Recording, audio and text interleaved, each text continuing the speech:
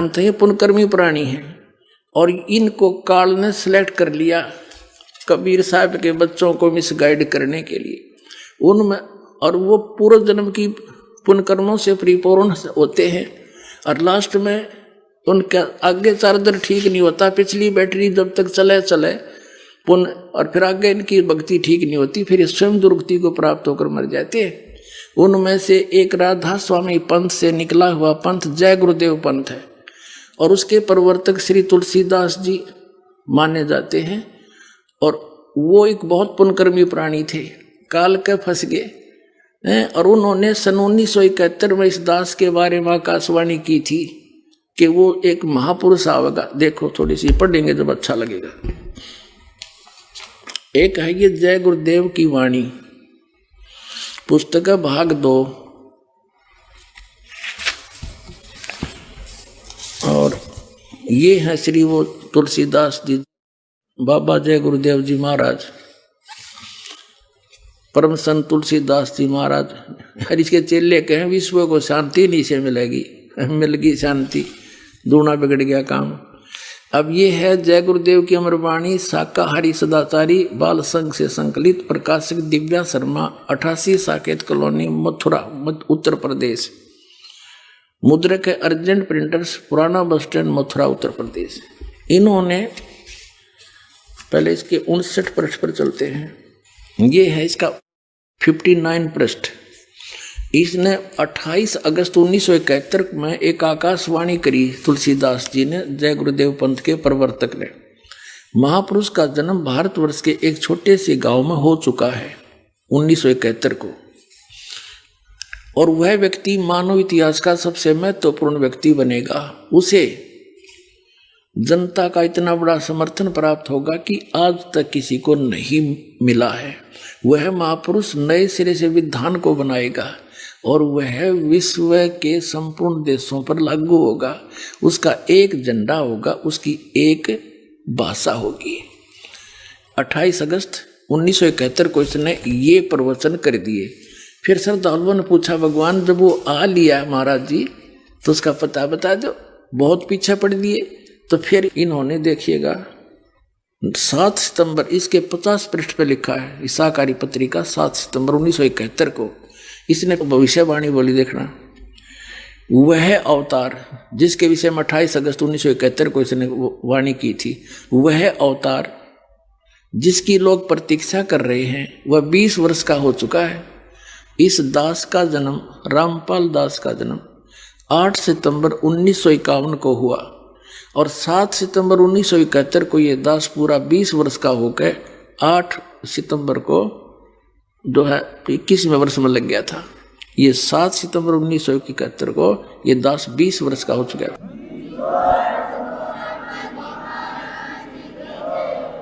वह अवतार जिसकी लोग प्रतीक्षा कर रहे हैं 20 वर्ष का हो चुका है, और है यदि उसका पता बता दूं लोग पीछे पड़ जाएंगे। अभी ऊपर से आदेश बताने के लिए नहीं हो रहा है, मैं समय का इंतजार कर रहा हूं, और सभी महात्माओं ने समय का इंतजार किया है। समय आते ही सबको सब कुछ मालूम हो जाएगा। अपने आत्माओं, सन 2011 में दास ने सत्संग करके इनके साथ, अब ये आध्यात्मिक ज्ञान चर्चा के माध्यम से भी साधना चलन वालों ने ये सतर्क कर दिया था कि ये पुण्यकर्मी प्राणी सन 1971 में इसकी दिव्य दृष्टि काम कर रही थी, क्योंकि इसकी बैटरी चार्ज थी पिछले पुण्यकर्मों से। आगे ये 500 नाम काल के जाप करे था, वो कोई भक्ति थी नहीं। तो 2011 में दास ने ये कहा कि यदि आज इसकी दिव्य दृष्टि काम कर रही है तो ये बता दे वो कौन है। वो कौन है 20 वर्ष का था 1971 में, इसको बता देना चाहिए कि बरवाला मारे हर जाओ भाई, ले लो नाम, जाओ तो कल्याण करवा लो। लेकिन उस समय यू फ्यूज हो लिया था, इसकी बैटरी डिस्चार्ज हो चुकी थी, भक्ति खत्म हो गई थी, और गल के मेरे हाथ पैर इसके जिंदा लाश लिए फिर रहे थे इनको। और जब इसने इसका जू नहीं रहेंगी तो 2-3 महीना बाद से इसकी टकटा काट दी परमात्मा ने।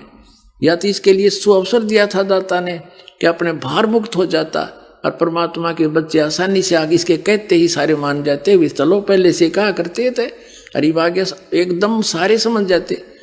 लेकिन इसने उस बात पर असर नहीं किया, इसलिए यो कुछ ही दिनों के बाद परमात्मा ने काल ले गया, इसने उठा कर छोड़ दिया। दाता ने ना 116 वर्ष जिया यो, इसलिए रखा हुआ था कि इस युग कह दे एक बार अपने मुख से, जाओ भाई वो आ रहा है जिसके बारे में 1971 में कहा था। तो ये भी क्रेडिट यो नहीं ले सका। तो पुण्यात्माओं, इन एक नस्त्रेदमस की आप भविष्यवाणी पढ़कर देखना इस दास के लिए। कबीर साहब कहते हैं हमने अपनी महिमा आप पर बखानी, हमारे बारे में कोई दूसरा बतानिया नहीं कोई भी। आप पर आरती, आप पे साजे, आप पे किंगर, आप पे बाजे, आप पे ताल झांझन कारा, आप नचाफ देखनार कह कबीर ऐसी आरती गाऊं, आप मध्य आप पे समाऊं। तो हमने आप पे बतानी पड़े ये सारी कहानी, वह कौन हूं मैं, कौन हूं, कहाँ है, कैसे लाभ होगा। अब जैसे इन भविष्य वक्ताओं का तो काम इतना है जैसे कोई खगोल भगोल का ज्ञाता, और ये बता दे कि अभी परसों 6:35 पर सूर्य उदय होगा, और वो ना बताते तो भी होना था क्योंकि तो परमात्मा का विधान है। तो इन्होंने बता दिया, अच्छी बात है कि वो ऐसे ऐसे है ना। तो परमात्मा ने तो पहले कह रखा कि जब सन 1398 भगवान आए थे तो 120 वर्ष रहे थे, 1518 में गए थे, उसी समय कह दिया था कि ऐसे ऐसे होगा। उसका वचन था जिसके वचन से सब ब्रह्मांड घूम रहे, उन्हीं के वचन से आज पूरे विश्व में ये शांति फैलेगी, सारा संसार भगवान की भक्ति करेगा, घर घर में शांति होगी और सबके काम इतने सुख होंगे आप सोच भी नहीं सकते। तो उस परमात्मा का विधान था, ये ना बताते तो भी यो दिन तय आना ही था। बोलो सतगुरुदेव।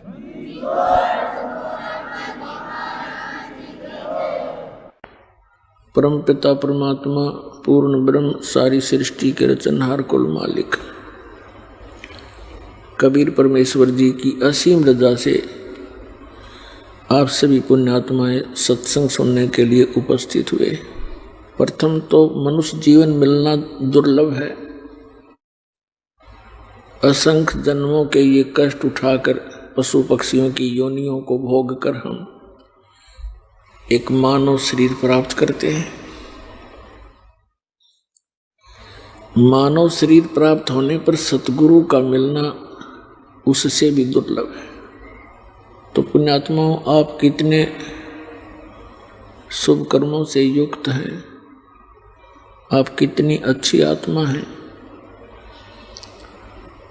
आप जी को ये दोनों ही दुर्लभ वस्तु सुलभ हुई। आप कोई आम आत्मा नहीं है, आप विशेष पुण्यकर्मी प्राणियों में से हैं।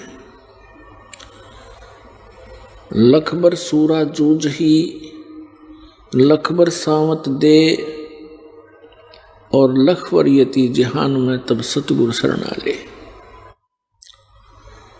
बहुत बहुत जन्मों तक आप परोपकारी प्राणी रहे हो, ऐसे शुभ कर्मी प्राणी आप रहे हो, कभी किसी का बुरा किया नहीं। परमार्थ में ही बहुत से जन्म आपने व्यतीत किए।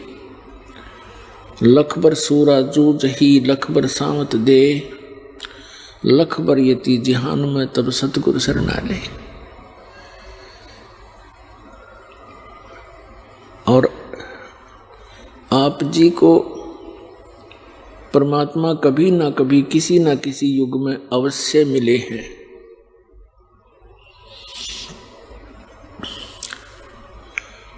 और जब परमात्मा मिलते हैं वो अपनी प्यारी आत्माओं को भक्ति से जोड़ देते हैं। जैसे 600 वर्ष पहले वो परमेश्वर परम अक्षर ब्रह्म सत्य पुरुष, जिसे संत भाषा में परम पुरुष भी कहते हैं, सत्य पुरुष भी कहते हैं, उनका वास्तविक नाम है कबीर साहब, कबीर देव, कबीर परमेश्वर।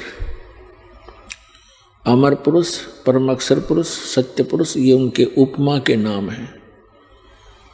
सत्य पुरुष माने अविनाशी भगवान, परम पुरुष माने श्रेष्ठ पुरुष, उत्तम पुरुष, और परम अक्षर ब्रह्म, परम अक्षर पुरुष यानी सबसे श्रेष्ठ, सबसे वास्तव में अविनाशी परमात्मा। तो यहाँ वो परमात्मा 600 वर्ष पहले भारत वर्ष की इस पवित्र भूमि पर, वैसे तो परमात्मा के लिए कोई बाधा नहीं है, कोई सीमा नहीं है, क्योंकि परमात्मा कहते हैं बलक और विलायत तक हम ही धारे भेख। बलक बुखारे में भी हम गए, विलायत में यानी इंग्लैंड के अंदर भी कहते यहाँ वहाँ पूरी पृथ्वी पर हम अपने बच्चों को संभालने के लिए जाते हैं। तो इस प्रकार इस भारत की उस पवित्र भूमि पर परमात्मा ने अपने पवित्र चरण रखे, सतलोक से आकर एक कमल के फूल को विराजमान हुए, एक शिशु रूप धारण करके फिर उनको नीरूनी माँ नाम के एक दंपत्ति जुलाहा उठा ले गए। जुलाहे के घर उनकी परवरिश की लीला होने के कारण और बड़ा होकर के परमात्मा जुलाहे का कार्य करते थे, इसलिए वो धानक जुलाहा, कबीर जुलाहा नाम से प्रसिद्ध हुए। लेकिन वो परमात्मा है। फिर छोटी आयु में ही वो जो उद्देश्य लेकर आते हैं वो अपना कार्य शुरू कर देते हैं। उनका जन्म नहीं हुआ, कबीर जी सहशरीर आए थे, सहशरीर चले गए थे। तो पुण्यात्माओं, आप कभी ना कभी उस परमेश्वर की शरण में रहे हो, इस युग में भी रहे हो।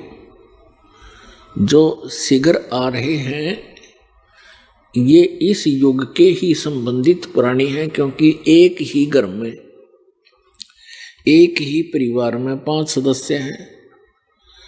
2 दीक्षित हो जाते हैं, 3 विरोध करते रहते हैं। तो जो परमात्मा के पिछले संस्कारी हंस हैं वो तुरंत आ जाते हैं, और शेष विरोध कर रहे होते हैं। वो भी कुछ दिनों में परमात्मा दयालु हैं।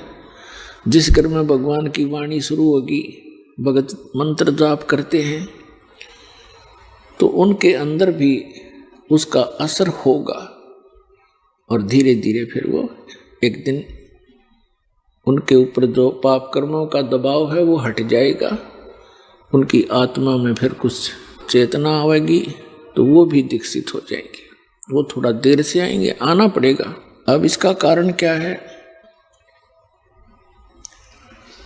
कि जैसे कोयल क्या करती है, कोयल मादा पक्षी जो है अपना अलग घोंसला बनाकर अंडे उत्पन्न नहीं करती, क्योंकि उसके अंडों को काग खा जाते हैं, छोड़ते नहीं। वो थोड़ी सी बुद्धिमता से काम लेती है। किसी मादा कौवी ने अंडे दे रखे हो घोंसले में, तो मादा कोयल भी जब वो कौवी कहीं चुग्गा चरने के लिए, अपना आहार के लिए बाहर गई होती है, पीछे से उसके घोंसले में अपने अंडे उत्पन्न कर देती है। जब वो कौवी वापस आती है तो देखती है कि 2 अंडे थे, 4 कैसे हो गए। वो ये पहचान नहीं पाती कि मेरा अंडा कौन सा है, इसलिए वो चारों को ही सेवन करती है, चारों को ही परवरिश देती है, और फिर वो अंडों से बच्चे जब निकल जाते हैं उनकी शक्ल भी एक जैसी ही होती है, और कौवी का उन चारों के अंदर वैसा ही मोह बना रहता है। मादा कोयल दूर से बैठकर देखती रहती है। जब वो बच्चे उड़ने योग्य हो जाते हैं, कुछ दूर तक उड़कर वापस घोंसले में आते हैं, थोड़ी सी दूरी पर वृक्ष पर बैठकर कोयल वहाँ अपनी बोली बोलती है, कुहू कुहू की आवाज़ लगाती है। जो कोयल वाले बच्चे होते हैं वो अपनी माँ की वाणी को सुनकर, आवाज़ को सुनकर ऐसे चौकन्ने होते हैं, और कौवे वाले वो वैसे ही अपना मस्त रहते हैं, उनका उसकी वाणी का कोई असर नहीं होता। और कोयल बोलती है तो वो कोयल वाले बच्चे उड़कर उस आवाज को पहचान कर आकर्षित होकर उस आवाज की तरफ चल पड़ते हैं। वो कोयल भी उड़कर चल पड़ती है और कुहू कुहू करती जाती है। वो बच्चे भी उस आवाज के साथ साथ वो बहुत दूर निकाल ले जाती है। कभी कुछ देर तक उनका पीछा करती है कि मेरे बच्चे गए। जब वो बहुत दूर चले जाते हैं तो सोचती है कहीं दूसरों को कोई हानि ना पहुंच जाए, वो वापस आ जाती है, उनका पीछा छोड़ देती है। तो पुण्यात्माओं, परमात्मा की ये वाणी, कोयल वाली वाणी समझो, अमृत वाणी, आप जी ने टीवी के माध्यम से सुनी हो या किसी पुस्तक का अध्ययन करके ग्रहण की हो, आप वो पुण्यात्मा है, परमात्मा के बच्चे हो और परमेश्वर ने अपनी वाणी बोलकर आपको आकर्षित कर लिया और आपको शरण में ले लिया, क्योंकि आप उसके बच्चे हो। और जो आ नहीं रहे हैं वो कभी भी परमात्मा के चरणों में लगे नहीं, और आ जाएंगे घर के सदस्य तो वो भी परमात्मा के बच्चे कभी ना कभी उसकी शरण में रहे। अब जैसे क्या बताते हैं कि तुलसी पिछले पाप से हरिचर्चा ना भावे, और जैसे जवर के बेगते भाई भूख विदा हो जावे। जैसे किसी को जवर हो जाए, मलेरिया हो गया, तो उसको आहार भी कड़वा लगता है, मूर्खा दाख भी कड़वी लगती है, और काजू किस्मत सेब संतरे और प्रतिदिन करने वाला आहार भी कड़वा लगता है। वो पदार्थ कड़वे नहीं है, उस जवर ने उसके शरीर की व्यवस्था बिगाड़ दी, जिसके प्रभाव से उसको स्वादिष्ट पदार्थ भी अस्वादिष्ट लगते हैं। तो इसी प्रकार तुलसीदास जी कहते हैं, तुलसी पिछले पाप तय हरिचर्चा ना भावे, और जैसे जवर के बेग से भूख विदा हो जावे। तो उनके ऊपर पाप कर्मों का दबाव अत्यधिक है, उनको पाप कर्मों का जवर बना हुआ है, मलेरिया बन गया। अब किसी को जवर हो जाता है, मलेरिया जवर हो जाता है, उसका उपचार क्या है कि ना चाहते हुए भी वो कुनीन की कड़वी कड़वी गोलियां खानी ही पड़ेंगी, और उन कड़वी दवाई को खाने से ही उसका मलेरिया जवर शांत होगा। और जितना नॉर्मल होता चला जाएगा उतनी ही भूख उभरती चली आएगी, और जब जबर समाप्त हो जाएगा, वही व्यक्ति जो पहले एक ग्रास भी मुख की तरफ नहीं कर सकता था, अब वो लुखी सुखी 3-3 4-4 रोटियां खाने लग जाता है। इसी प्रकार जिन व्यक्तियों के बहन भाइयों के पाप कर्म अत्यधिक है, उनको परमात्मा की चर्चा अच्छी नहीं लगती। कबीर साहब कहते हैं, कबीर पिछले पाप से हरि चर्चा ना सुआवे, कै ऊँगे कै ऊठ चले, ना और बात चलावे। जिनके पाप कर्म ज्यादा हैं, जिसके कारण उनकी आत्मा पर अंतःकरण में एक ऐसी व्यवस्था बन गई, उनको परमात्मा की जो अमृत कथा वो भी अच्छी नहीं लगती, वो भी नहीं सुहाती।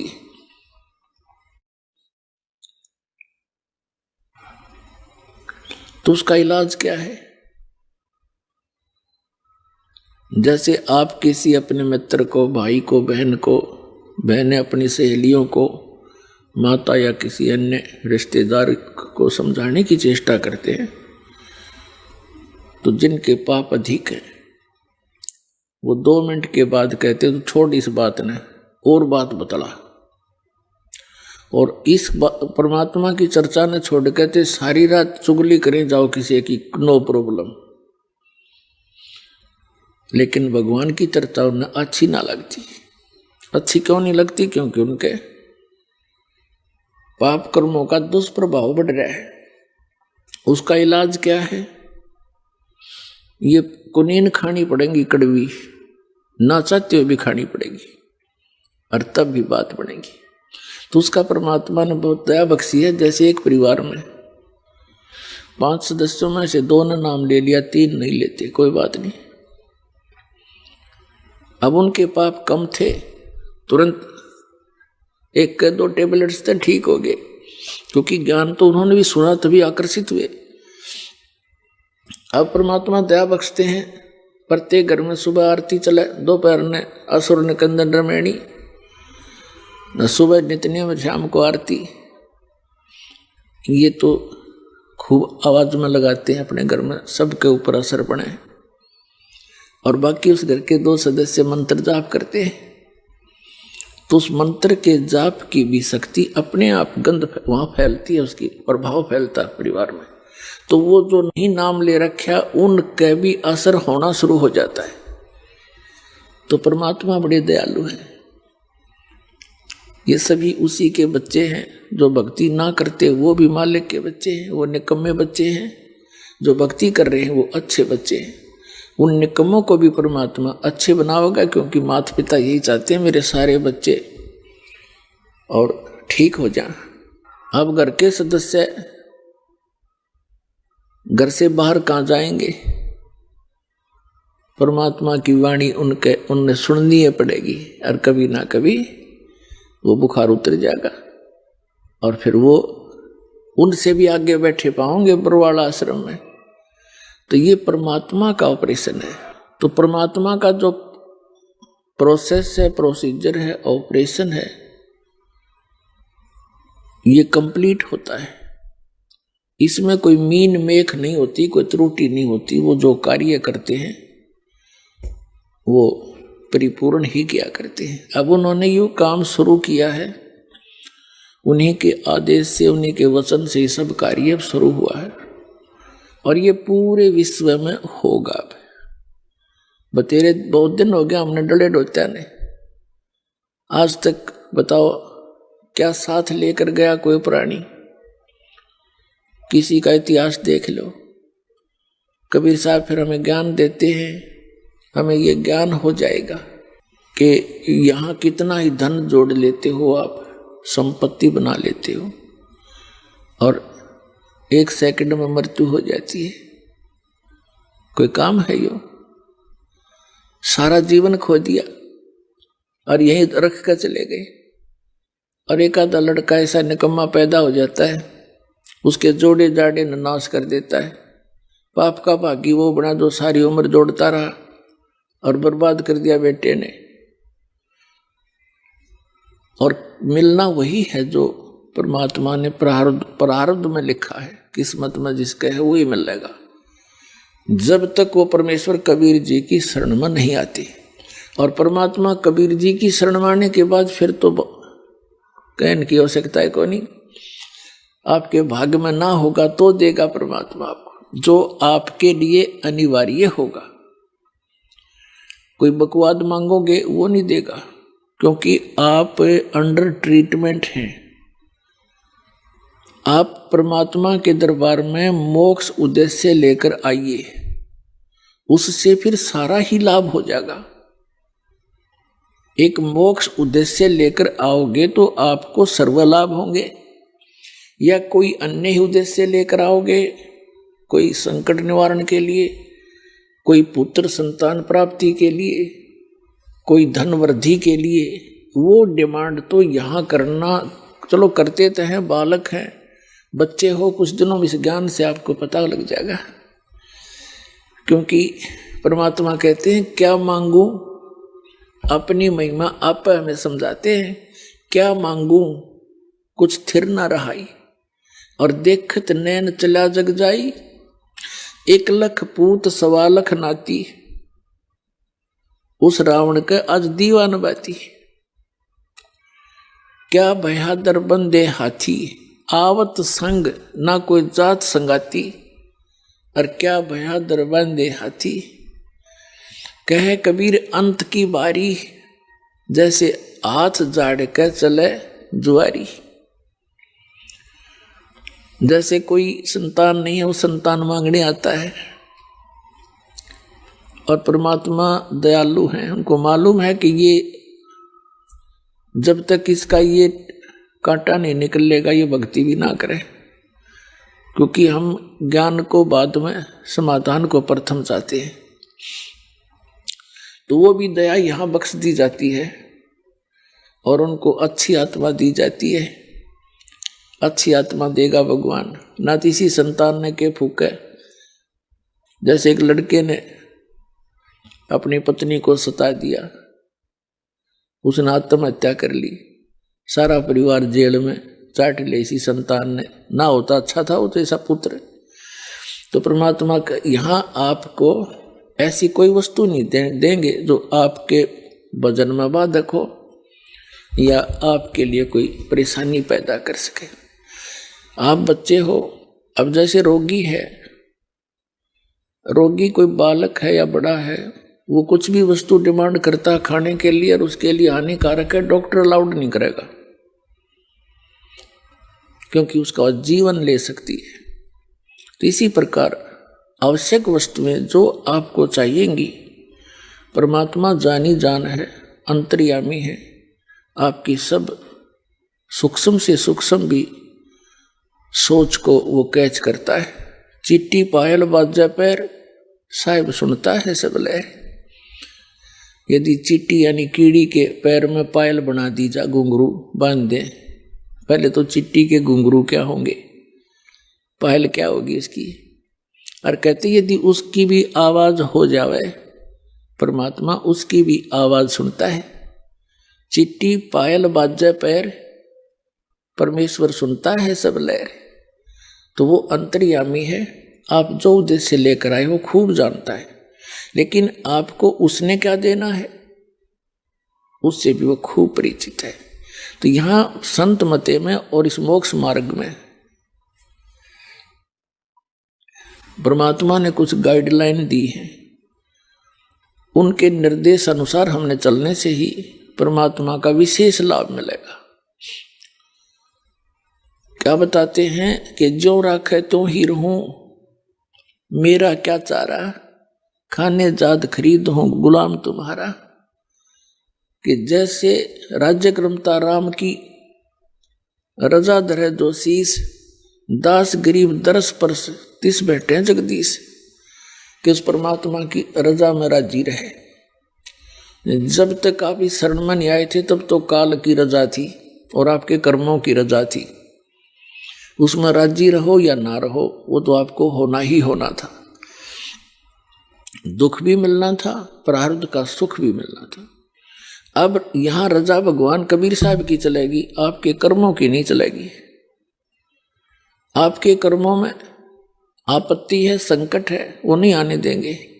फिर भगवान की आवश्यकता जिन्हें कर टूटेंगे और भक्ति भी करते रहे, फिर क्या कौन पूजे भगवान को, क्या आवश्यकता परमात्मा की। तो पुण्यात्मा, अब आप उस परमेश्वर की शरण में आगे हो और आपका उद्देश्य होना चाहिए जन्म और मृत्यु के रोग का उपचार हो। यदि ये नहीं हुआ तो उसके बारे में बताते हैं। चाहे आप यहां रोग आपका जन्म मरण का कटे नहीं और भक्ति भी कर ली, आपकी भक्ति का धन तो खूब हो जाएगा आपके पास। और यदि आप कोई मर्यादा भंग करते रहे, यहीं की आस्था रखते रहे वस्तुओं में, और मृत्यु होगी तो मोक्ष वाला काम आपका अधूरा रह गया, जिस उद्देश्य से आपने यहाँ प्रवेश पाया था।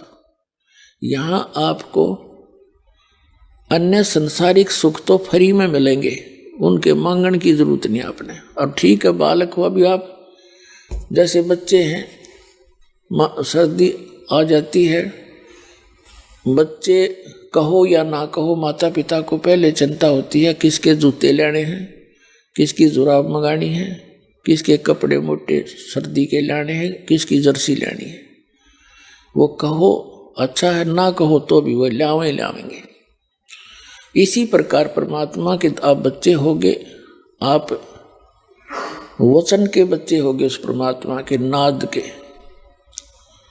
तो उस परमात्मा को आपका सारा ज्ञान है कि इबिन को किस चीज की आवश्यकता है। और कोई बच्चा बेमतलब की बकवाद मांगता है तो माता पिता उसको देते ही नहीं है जो उसकी हानि में हो। तो इसी प्रकार ये परमात्मा आपके साथ डील करेगा जब तक आप शरण में रहोगे। जैसे यहाँ आपको संसारिक सुख तो फ्री में मिलेंगे, रूंगे में। रूंगा क्या होता है? जैसे हम छोटे छोटे थे तब हमारे गांव में सन 1951 में दास का जन्म हुआ, तो सन 60 के आसपास हम 8-7 साल के समझन जोगे हुए। तो उसमें क्या करते थे, गांव में बाहर के शहर के व्यक्ति कुछ सामान बेचने आया करते, सब्जी, कोई फल, प्याज, इस तरह के। तो वहाँ गांव के जो हमारी दादी ताई वो क्या करती थी, जैसे उसने सब्जी ले ली, टिंडे ले लिए, और क्या करते थे वो व्यापारी बेचने वाला, एक तखड़ी के तराजू में एक तरफ तो वो अनाज डालती थी, पैसे होते नहीं थे, गेहूं, चने या बाजरा। तो जैसे एक बेले में कटोरे में वो लाए, गेहूं लाई दादी और उसने उसकी ताखड़ी में डाल दी, और ने पूछा करती भाई कितना कैसे देगा, कि गेहूं के 2 बार, गेहूं जो डाल दिया एक पालड़े में उसके इक्विवेलेंट 2 बार टिंडे तोल के देगा वो। फिर न्यू क्या, वो तो ले लिया सौदा जो लेना था उसके बदले में, तो फाइनल हो गया। फिर न्यू क्या करती भाई, रूंगा और दे, रूंगा। न्यू क्या करती, रूंगा दे, रूंगा माने फ्री। वो एक टिंडा ठाकर और दे देता, अगले ना और दे भाई, वो एक और दे देता, छोटा सा, बुढ़िया राजी हो जाती।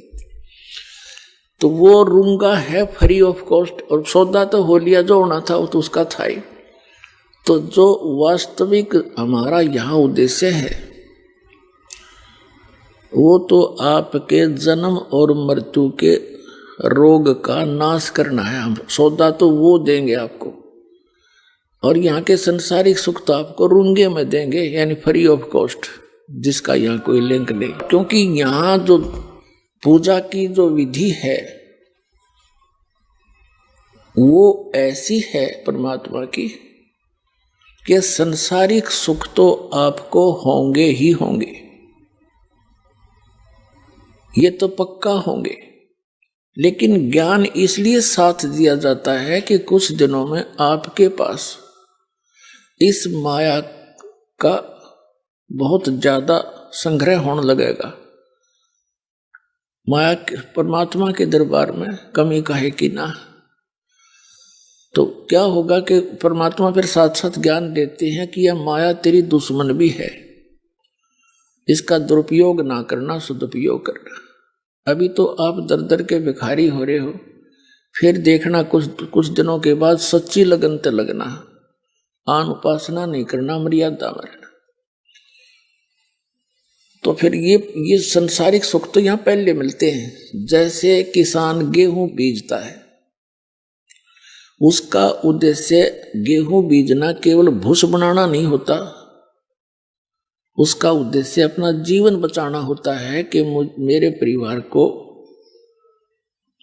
गेहूं मिले, कणक मिले, भूखे ना मरे। अब गेहूं के अंदर भूस तो पहले बनेगा, बाद में गेहूं बनते हैं। गेहूं बीजा जाता है तो उसका पौधा खड़ा होता है, वो बाद में जाकर बाली आती है, और उन बालियों में गेहूं होते हैं खाने वाले, और शेष सारा भूस होता है वो पशुओं का चारा होता है। तो ये परमात्मा की भक्ति ऐसी है जो आपको दी जाती है। पहले तो भूस तो बनेगा, इसका हमारा उद्देश्य नहीं है आपको ये भूस बनाना या देना, भूस ही देना। हमारा उद्देश्य है मोक्ष, और इन मंत्रों बिना वो मोक्ष नहीं हो सकता। उस भूस के बिना गेहूं नहीं बन सकते। ये एक ऐसा लिंक है एक दूसरे का। जो स्टार्ट में आपको प्रथम मंत्र दिया जाता है, ये आपको ये संसारिक सुख ही देता है। और इसमें प्रथम मंत्र में जो फर्स्ट एंड लास्ट के जो मंत्र हैं, ये आपके मोक्ष के लिए आपकी भक्ति इसके साथ साथ बनती रहेगी जब तक सतनाम नहीं मिलेगा। तो ये जो इन 5 प्रधानों के नाम आपको दिए जाते हैं, आपका कनेक्शन कट गया, भक्तिहीन हो गए, पुनर्जन्म के पुण्य रहे नहीं, तो नए सिरे तो चार्जिंग लानी पड़ी, या तो धीरे धीरे चार्जिंग बढ़ती चली जाएगी, आपकी बैटरी फुल हो जाएगी। कुछ भी काम करिए फिर तो कुछ ही दिनों में आपके बहुत काम सरेंगे, बहुत लाभ होगा। और अन्य व्यक्ति आपको देखा करेंगे, न सोचा करेंगे इनका क्या हो गया, ये कहाँ से आओ इनके इतना पैसा। एक भक्त बता रहा था जी, हमारे पड़ोसी यूं कहें कि यूं वहां जाता है बरवाला, और बरवाला के क्रोथा में हमारा आश्रम था। क्रोथा कांड हुआ, जो बदनामी हमारी खूब करी थी न बेतुकी। वहाँ नोटा की बोरी पागी है, वहाँ पता नहीं कि बकवास पाई। तो जो ऐसे कहते हैं दूसरे पड़ोसी आपस में, जो कहेंगे वहाँ जाते हैं इनके महाराज जी पैसे देते हैं इन्हें, और इसलिए इनका साइकिल का भी ब्योंत नहीं था, और 2 गाड़ी चला। आज वो इस दृष्टिकोण से देखते हैं। तो बच्चे आपस में बातें कर रहे थे, कहने लगे जी हम कहें तो वो ठीक है, माया तो यहीं से मिलती है हमारे को, लेकिन जिस तरह वो सोच रहे हैं वह सोच गलत है उनकी। हम उनसे कहते हैं, जो हमसे डायरेक्ट कह देता है तो उसको हम भी कहते हैं आप भी आ जाओ, आपको भी दे देंगे, महाराज जी तो खूब माया बांट रहे हैं। तो ये माया सतलोक से आ रही है आपके लिए, यहाँ की नहीं है ये, क्योंकि आपके यहाँ तो सीमित इनका बजट है यहाँ का। अब जैसे पुण्यात्माओं एक बार हरियाणा प्रांत में फ्लड आ गई थी सन 1995 में, और इतनी फ्लड आ गई कि यहाँ का बजट उस समय मुश्किल से 700-800 करोड़ का था, और यहाँ आनी होगी लगभग 2000 करोड़ की। वो अक्षति पूर्ति के लिए हरियाणा सरकार का बजट नहीं था जो उसने पूरी कर दे, तो सेंटर ने ऐड दी थी, और वो सबको वो सुविधा मिली। किसी का ट्यूबवेल खराब हो गया था, किसी का मकान गिर गया था, किसी का कुछ हो गया था, उनकी अक्षति पूर्ति हुई तो सेंटर ने की। तो इसी प्रकार इसी 21 ब्रह्मांड का यो ब्योंत नहीं है जो आपको यहाँ विशेष सुविधा दे सके। ये सेंटर यानी सतलोक से आओगे आपके लिए ऐड है। तो इस प्रकार आपने या तो चिंता छोड़ देनी चाहिए कि अब मुझे क्या मिलेगा क्या ना मिलेगा, लेकिन क्योंकि आप दूध के जले हुए हो, छाछ को भी फूकते हो बहुत दिनों तक, समय लगेगा, धीरे धीरे आपको विश्वास हो जाएगा, और विश्वास ही परमात्मा आपको करा देगा, क्योंकि आपको सुख प्रारंभ हुए और आपका विश्वास दृढ़ होने लगा। आपको लाभ मिलेगा जब आप नियम ठीक रखोगे। यदि नियम ठीक नहीं रखोगे तो फिर बात नहीं बनेगी। जब लग हंसा हमरी आना, और काल लगे नहीं तेरा बाना। कबीर परमात्मा कहते हैं, जब तक ये हे हंस, ये प्यारी आत्मा मेरी शरण में रहेगा, तब तक हे काल तेरा कोई अटैक उस पर नहीं हो सकता। और ये परमात्मा के जो नियम हैं ऐसे समझ लेना जैसे लक्ष्मण रेखा होती है। कौन कौन से नियम हैं? आन उपासना नहीं करनी, जो दास भक्ति बताता है इसमें सभी पूजाएं आ जाती है। इसके अतिरिक्त कोई और पूजा आप अपनी परंपरागत करते हो तो वो शास्त्र विधि को त्याग कर आपका मनमाना आचरण है। श्रीमद् भगवद गीता अध्याय नंबर 16 के श्लोक नंबर 23-24 में कहा कि अर्जुन, शास्त्र विधि को त्याग कर जो मनमाना आचरण करते हैं उनको न तो सुख होता है, न उनकी कोई सिद्धि प्राप्त होती है, न उनकी परम गति होती है। यूजलेस, फिर क्या फायदा डले ढोने का। और शास्त्र में कुल साधना कौन सी है? पवित्र वेदों में, पवित्र श्रीमद् भगवद गीता में और पवित्र सूक्ष्म वेद जो कबीर परमेश्वर के द्वारा दिया गया अमृत ज्ञान सच्चिदानंद घन ब्रह्म की वाणी में जो भी साधना लिखी है, उसके अतिरिक्त जो भी हम साधना करते हैं, भक्ति करते हैं, वो शास्त्र विधि को त्याग कर मनमाना आचरण है। चाहे वो पुराणों का से आपने लिया है, चाहे आपने किसी उपनिषद से वो भक्ति ली है, साधना ली है, यदि वो इन परमात्मा के वेद और गीता से नहीं मिलती तो यूजलेस है। प्रथम तो यह है कि आन उपासना नहीं करनी और पूजा नहीं करनी, जो हम दे वही करनी है। इसके विषय में कबीर साहब कहते हैं 100 वर्ष तो सतगुरु पूजा, एक दिन आन उपासी, वो अपराधी आत्मा फिर पड़े काल की फांसी। कहते हैं 100 वर्ष आपने अपने गुरु जी के द्वारा बताई हुई यथार्थ भक्ति कर ली और एक दिन आन उपासना कर ली, कहते तेने बैठा बैठा दिया, सारा काम बिगाड़ दिया, नाम खंड हो गया, परमात्मा रूठ गया। परमात्मा रूठे पाछे फिर हमारे पास क्या रह गया? चाहे कितनी भक्ति कर ली, वो जिस उद्देश्य को लेकर चले थे वो उससे वंचित रह जाओगे। फिर क्या बताते हैं? परमात्मा की शरण में आने के बाद आपके ऊपर किसी भी देवी देवता, भूत प्रेत, बहरो बैताल का कोई असर नहीं हो सकता। यह सत्कर मान लेना। चाहे को करके देख लियो, कितना कुछ कर लियो, हमने बहुत से प्रमाण भी बता रखे हैं आपको बहुत बार, जो यहाँ भक्त आते हैं जिनके ऊपर इन सियाने सप्टा ने खूब करके देखा, कोई असर नहीं हुआ, उल्टे वही दुखी हो गए, तो उन्होंने स्वयं फोन करके बताया हमारे बच्चों को, हमारे भक्तों को कि भाई आपकी भक्ति अनमोल है, आज तक हमारे मंत्र किसी पर निष्क्रिय नहीं हुए थे, आप पर यह कारगर सिद्ध नहीं हुए और आप सही लगे हुए। तो पुण्यात्माओं, ये कोई बालकों का बताया मार्ग नहीं है। खुद धनी ने आकर यो ज्ञान दिया अपने बच्चों को जो दास के पास उपलब्ध है, और ये ज्ञान अभी तक छुपा के इसलिए रखना था कि कहीं काल के दूतों का हाथ लग जाता, उनके द्वारा जो नाम भी ये भक्ति बताई भी जाती तो असर नहीं करती, क्योंकि अधिकारी के बिना कोई भी काम सफल नहीं होता। एक छोटा सा लाइसेंस बनवा लो ड्राइविंग चालक का, और वो भी डुप्लीकेट है तो जब पकड़ा जाएगा वो सजा का पात्र होगा। विदेश जाने का पासपोर्ट है, वो डुप्लीकेट, वो काम नहीं करे। और ये तो सतलोक जाने का पासपोर्ट, ये नकली जगह जगह ठग बैठे, मूर्ख बना रहे सारी जनता को, इनके पास वो वस्तु है नहीं और सबका जीवन नाश करते। तो जब यहां से आते हैं तो बनाने वाला भी दोषी और बनवाने वाला भी। तो कबीर साहब कहते हैं देखा देखी गुरु शिष्य बन गए, किया ना तो विचारा, और गुरु शिष्य दोनों के सिर पर काल ठोका पंजारा, दोनों ने गड़ेगा काल घेर के वहां पर।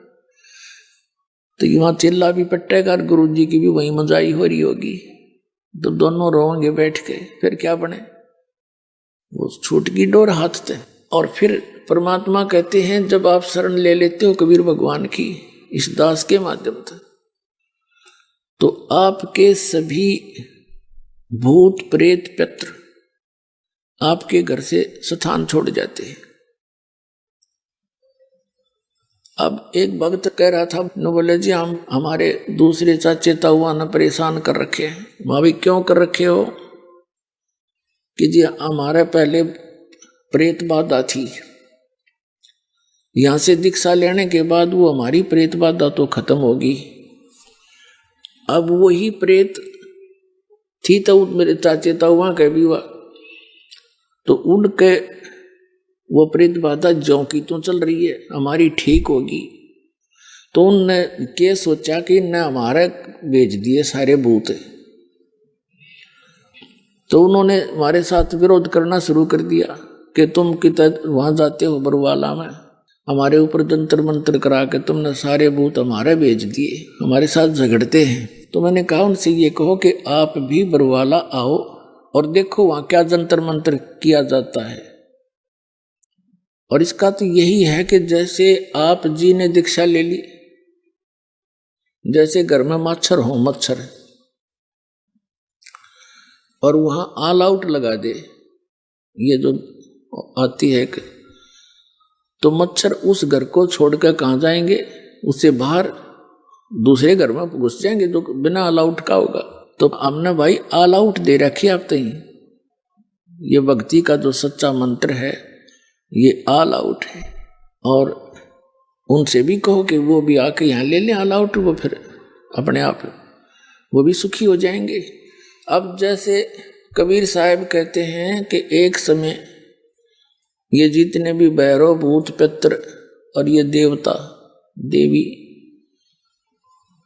मेरे पास आकर खड़े हो गए और कहने लगे जो आपकी पूजा करते हैं, आपको मानते हैं, वो हमें नहीं पूजते, अब हमें बताओ हम कहाँ जाएं, हमें ठौर बताओ। कबीर साहब ने कहा जो मेरी पूजा नहीं करते वो तुम्हारे लिए ही है, उनको लूटो खाओ। देवी देव ठाड भये हमको ठोर बताओ, जो मुझको पूजे नहीं उनको लूटो खाओ। जाओ तुम जो मुझे नहीं पूछते खाओ। और फिर मर्यादा है बीड़ी शराब तंबाकू सेवन मदिरा सेवन मांस आहार और दुराचार भ्रष्टाचार चोरी डाके ठगी मिलावट ये जुल्म नहीं करना। पुणात्माओं जब भगवान राज्य प्रसन्न हो गया तो सब कुछ मिल गया और परमात्मा रूठ गया तो सब छूट गया। तो सबसे पहले हमने ये डर कर रहना चाहिए कि भगवान रुष्ट ना हो। रूठो जग सारा रूठो ना परमेश्वर हमारा, इन्हीं का है परम सहारा। हमने है भी इसी नहीं का, हमें ज्ञान नहीं, ज्ञान होने के बाद भी फिर हम जानबूझ के गलती करें तो ऐसा अनजान फिर भगवान नहीं कि आपकी फिर भी मदद करेगा नहीं। इतना ज्ञान दिया जाएगा कि इंसान गलती नहीं कर सकता भूल के भी, ना चोरी कर सकता, ना जारी कर सकता, ना रिश्वत ले सकता। जहर दिखाई देगा, किसके लिए लेंगे? तो ये जो मर्यादा आप रखोगे फिर परमात्मा की बरकत